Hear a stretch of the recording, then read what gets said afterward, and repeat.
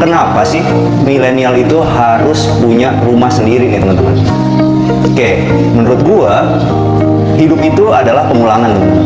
Teman-teman tahu kalau dia zaman dulu pasti kita pernah dengar ada tante kita, ada om kita, atau saudara kita, atau siapapun kerabat kita yang ketika muda itu punya karir yang bagus, punya penghasilan yang baik, tapi ketika sudah tua mereka nggak punya rumah nih teman-teman. Akhirnya ketika mereka nggak punya rumah, mereka ketika udah tua harus ngontrak dalam keadaan yang susah.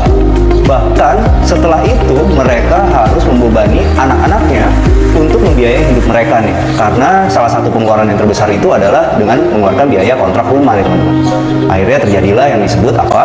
Sandwich generation. Nah, kita nggak mau kan itu terjadi teman-teman.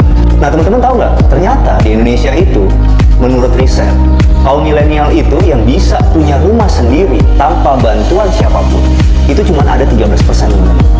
Nah, mestinya kita sebagai kaum muda punya pandangan yang sama nih. Pengen juga jadi kayak mereka.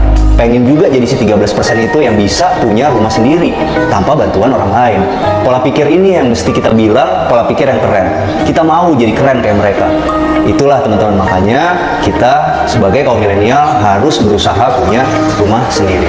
Cuman banyak kaum milenial itu menurut gua ketika memilih rumah itu pertimbangannya itu terlalu mau langsung ideal. Mereka kepengen yang jaraknya dekat sama kantor mereka. Mereka pengen yang desainnya itu sesuai sama keinginan mereka.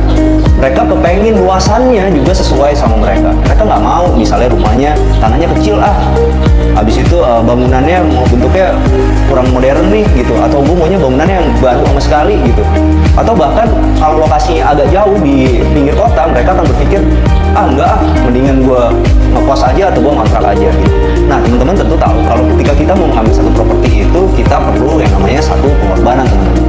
Kita nggak bisa ngikutin semua isi keinginan hati kita nih. Tapi yang perlu kita pertimbangkan adalah lokasinya yang baik dan dilihat di iklan-iklan sebelumnya itu apakah kenaikan properti itu baik apa enggak.